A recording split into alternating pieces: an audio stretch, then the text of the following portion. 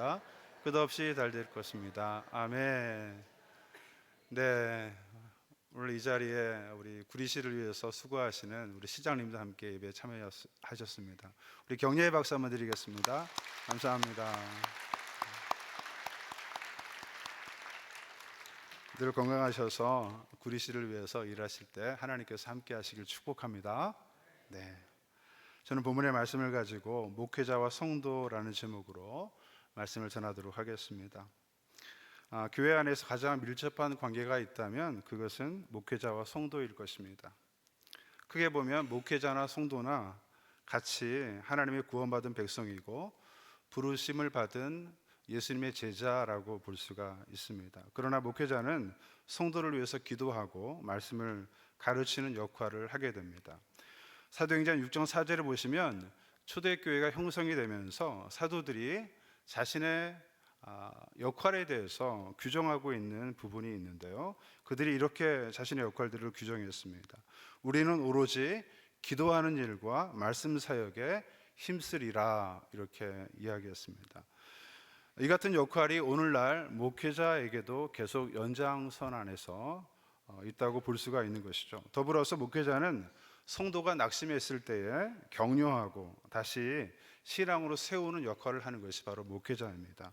성도가 믿음의 경주에서 이탈했다면 다시 선한 싸움을 싸우도록 지지하고 바른 길을 걸어갈 수 있도록 도와주는 것이죠. 이것이 바로 목회자가 하는 일인 것입니다. 이 같은 목회자의 역할이 초대교회가 형성이 되면서 가장 활발하게 일어났습니다. 그러니까 교회 안에서 목회자와 성도의 관계가 얼마나 좋았는지 모릅니다. 당시 사회가 계급화되어 있었던 사회였기 때문에 이 같은 교회의 구조는 많은 사람들에게 동경하게 하는 그런 이유가 되었습니다. 사람들은 자연스럽게 나도 교회 공동체에 들어가고 싶다라는 그런 마음을 품게 된 것이죠. 그래서 교회는 복음과 성령으로 충만하고 많은 사람들이 모이는 그런 장소가 되었던 것입니다. 그러다 보니까 교회가 자연스럽게 성장을 하게 된 것입니다. 초기 교회 성장의 역사를 다루는 사도행전 1장부터 12장까지를 보시면 놀라울 정도로 교회가 부흥하고 성장하고 있는 것을 우리가 살펴볼 수가 있습니다. 특별히 사도행전 12장 24절에 보시면 하나님의 말씀은 흥왕하여 더하더라, 이렇게 시작하면서 교회의 역사가 활짝 열리기 시작했습니다. 이 말씀을 보면 우리가 주목해야 할 부분이 있는데요, 말씀의 부흥을 교회의 부흥으로 보고 있다는 것이 굉장히 특이한 부분이라고 볼 수 있습니다. 이것은 교회 안에서 하나님의 말씀이 얼마나 중요한 것을 단적으로 보여주는 지점이라고 우리가 말할 수 있는데요, 이렇게 초기 교회 역사는요, 우리 가슴을 참 설레게 합니다. 이런 좋은 교회가 있다니라는 그런 생각을 갖게 하죠. 목회자와 성도가 말씀으로 하나 되고요, 성도들은 자발적으로 협력하고 나눔이 일어났습니다. 그래서 많은 사람들이 나도 교회 가고 싶다, 이런 생각을 했던 것 같아요. 그래서 이런 교회는요, 상상만 해도 행복합니다. 할렐루야. 얼마나 좋습니까? 여러분도 이런 교회 다니고 싶으시죠? 네, 저는 소망합니다. 우리 제자교회가 이런 교회가 될 줄 믿습니다. 네, 너무도 귀하죠. 저는 우리 교회가 앞으로 하나님께서 인도하시는 아름다운 교회가 되도록 사랑하는 유충근 목사님의 뒤를 이어서 여러분을 잘 섬기는 목회자가 되도록 하겠습니다. 여러분, 이것은 단순히 이상이 아니라 현실이 될 것입니다. 왜냐하면 저는 적어도 목회의 스승이신 유충근 목사님으로부터 오랫동안 영향을 받은 그런 제자이기도 하고요, 또 부목사로 오랫동안 같이 목사님 밑에서 사역을 하기도 했습니다. 또한 우리 제자교회 성도님들에게 많은 은혜를 받은 사람이죠. 이런 복된 관계가 아마 앞으로 제자교회 사역 가운데 적극적으로 반영되리라 생각합니다. 저는 오늘 말씀을 통해서 목회자와 성도 간의 성경적인 관계를 바울과 디모데의 이야기를 통해서 한번 풀어가고자 합니다. 여러분, 말씀을 통해서 아름다운 교회를 꿈꾸시는 시간 되시기를 축복합니다. 더 나아가서 교회를 통해서 공급하시는 하나님의 놀라운 복을 받는 우리 모든 성도 되시기를 주님의 이름으로 축복합니다. 바울은 자신의 사역 막바지에 믿음 안에서 참 아들 디모데에게 편지를 보냈습니다. 그것이 바로 디모데 전후서의 내용입니다. 그 편지 안에 있는 내용을 살펴보면 디모데가 어떻게 예수님을 믿게 되었는지 그런 내용이 나오고, 그리고 바울과 함께 복음을 전하면서 함께 쌓았던 추억들이 나타나 있습니다. 더 나아가서 이제 한 교회를 책임지는 목회자로서 목회를 해나가고 있는 디모데의 모습을 살펴볼 수가 있는데요. 저는 이 편지의 내용을 읽으면서 왠지 제 자신이 생각이 났어요.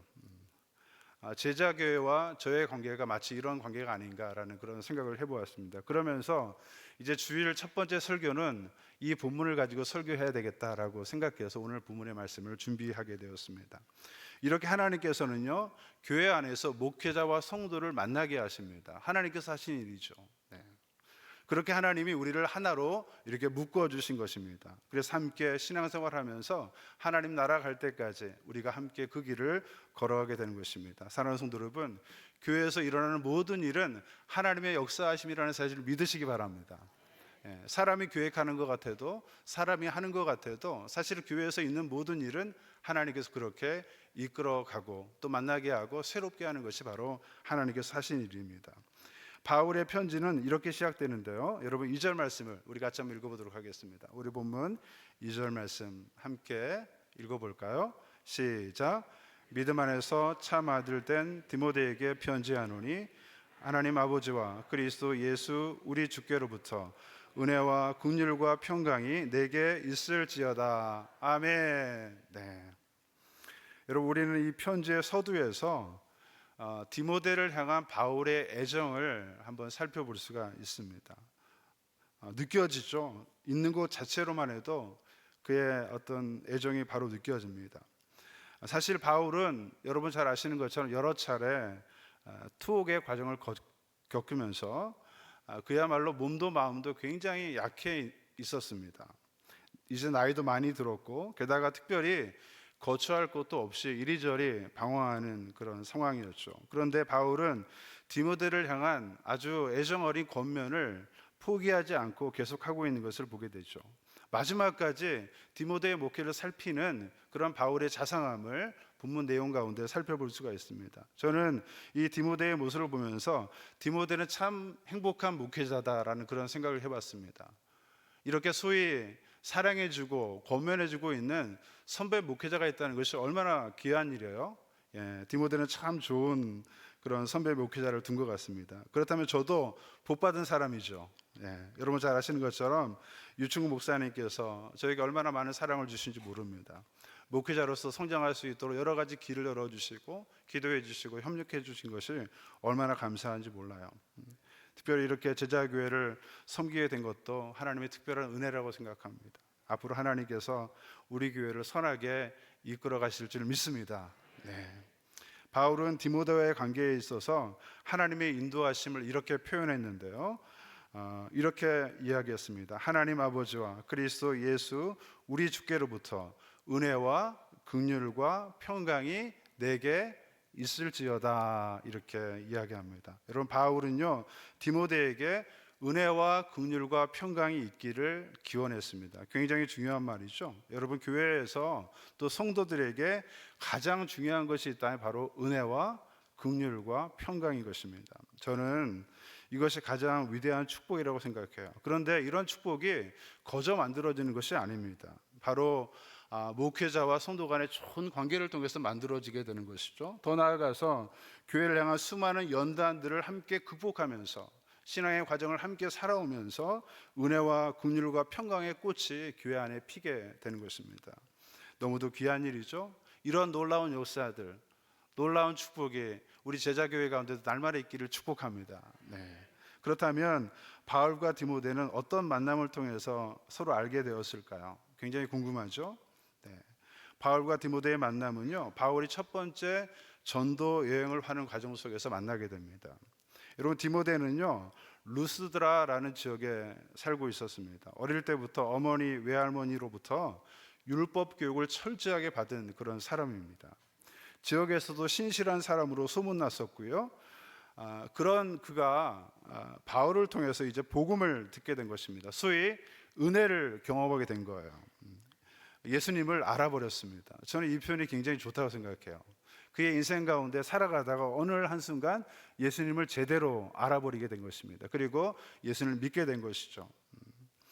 이처럼 디모데는 바울을 통해서 복음을 듣고 예수를 믿었습니다. 그리고 그가 유대 전통 가운데 자라기는 했지만 그리스도를 메시아로 인정하게 된 것입니다. 그때부터 헌신된 제자가 된 거예요. 예수 믿고 바로 제자가 된 것입니다. 이제는 믿었을 뿐만 아니라 전하는 자로 살아가는 그런 모습을 우리가 볼 수 있죠.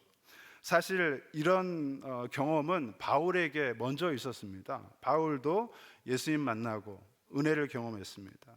그는 자신이 가지고 있는 모든 것들을 자발적으로 다 버렸어요.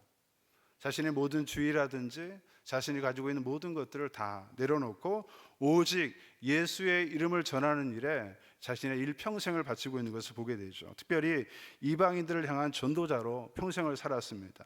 그의 인생은요 완전히 180도로 변한 것입니다. 바울은 그 받은 은혜를 주체할 수가 없어서 예수 그리스도의 복음을 전했는데 첫 번째 전한 곳이 바로 비시디의 안디옥이라는 지역에 가서 복음을 전했습니다. 이때 참으로 많은 사람들이 예수를 믿게 되는 역사들이 일어났어요. 복음을 전하니까 많은 사람들이 예수 믿는 회심이 일어나고 결단이 일어나게 된 것입니다. 그런데 그 지역에 살고 있었던 유대인들이 바울에 대해서 강력하게 비난하는 일도 생겨났습니다. 그들이 당시의 지역의 유력자들을 선동해서 바울을 핍박하는 일이 있었어요. 이것은 단순히 핍박이 아니라 바울을 죽이려고 했습니다. 소위 살인 결사대를 만들어서 복음을 전하는 바울을 죽이려고 따라다녔던 것입니다. 그래서 할 수 없이 바울은요 이고니온이라는 지역으로 피신을 하게 됩니다. 비시디의 안디옥에 있다가 이제 이고니온이라는 지역으로 피신하게 된 것이죠. 그런데 이것은 단순히 피신이 아니라 그곳에 가서도 뭐 했을까요? 여전히 똑같이 복음을 전했습니다. 가는 곳마다 기회가 주어질 때마다 복음을 전하게 된 것입니다. 멈추지 않았죠. 역시 이고니온에서도 유대인들, 헬라인들이 복음을 듣고 예수 그리스도를 믿는 역사들이 아름답게 일어났습니다. 그런데 유대 지도자들이 더 광분해서 바울을 돌로 치려고 한 것입니다. 그래서 바울이 더 이상 거기 있을 수 없어서 쫓겨가듯이 간 곳이 바로 루스드라라는 지역입니다. 여러분 그 루스드라에 누가 살고 있었죠? 바로 디모데가 살고 있었던 것입니다. 바로 이렇게 바울과 디모데가 만나게 된 거예요. 바울이 복음을 전하다가 쫓기고 또 쫓기고 그런 과정 속에서 믿음의 아들 디모데를 만나서 그에게 복음을 전하게 된 것입니다. 그런데 바울을 죽이겠다고 하는 사람들이 어디까지 쫓아왔어요? 루스드라까지 쫓아오게 된 것입니다. 여러분 얼마나 고통스러워요. 바울이 가는 곳마다 쫓아오는 것입니다. 그를 죽이겠다고 쫓아가는 것이죠. 결국 그들이요 바울을 향해서 돌을 던지게 됩니다. 그래서 바울이 복음을 전하다가 돌에 맞아서 기절을 하게 돼요. 그런데 사람들이 바울이 죽은 줄 알고 그를 성 밖에 버리게 됩니다. 이것이 바울의 삶이었어요. 복음을 전하는 과정 속에서 정말 바울이 은혜 받고 예수를 전했지만 돌아온 것은 돌에 맞아 죽는 그런 고통밖에 없었습니다. 이렇게 예수 믿는다는 것이 참으로 어려운 일인 것 같습니다. 예나 지금이나 예수 믿는다는 것 참 힘든 일이죠. 지금은 외적인 핍박은 없지만 예수 믿고 살아간다는 것 쉽지 않은 그런 시대입니다. 여러분 예수 잘 믿으시기를 축복합니다. 예수 잘 믿는 것이 우리에게 가장 큰 복이죠. 그렇게 죽어가는 바울을 보고 있는 사람들이 있었어요. 너무도 신기하죠. 바울이 성 밖에 버려져서 죽어가고 있는데 그 죽어가는 바울을 곁에서 지켜보고 있는 사람들이 있었는데 사도행전 14장 19절부터 20절에 보니까 유대인들이 안디옥과 이고니온에서 와서 우리를 충동하니 그들이 돌로 바울을 쳐서 죽은 줄로 알고 시외로 끌고 내치니라. 제자들이 둘러서 있을 때에 이런 말이 나옵니다. 제자들이 둘러서 있을 때에 바울이 일어나 그 성에 들어갔다가 이튿날 바나바와 함께 더베로 가서 이렇게 이야기하죠. 저는 제자들이 둘러섰을 때에 이 부분이 굉장히 슬픈 부분이라고 생각해요. 이제 바울이 복음을 전하다가 죽어가는 그 과정을 그의 제자들이 보고 있는 거예요. 바울을 통해서 복음을 들었던 제자들이 이 바울이 죽어가는 그 장면을 보고 있는 것입니다. 얼마나 슬픈 일입니까? 아마 제자들은 생각했을 거예요. 야, 예수 믿는 것이 이런 것이구나. 예수 믿으면 뭔가 달라질 줄 알았더니 결국 돌아온 것은 죽음밖에 없구나. 아마 그렇게 실망했을지도 모르겠습니다. 그런데 놀라운 역사가 일어나죠. 오히려 죽은 것 같았던 바울이 어떻습니까? 다시 살아나는 그런 역사가 일어나요. 다시 일어났다고 성경이 이야기하는데 기적 같은 역사죠. 죽은 줄 알았습니다. 끝난 줄 알았어요. 그런데 자세히 보니까 어떻습니까? 바울이 다시 일어나는 그런 역사가 일어난 것입니다. 바로 그 현장에 제자들이 그것을 목격한 거예요. 제자들이 죽은 것 같은 바울도 보고 다시 살아나는 바울도 본 것입니다. 얼마나 그들이 감격했을까요?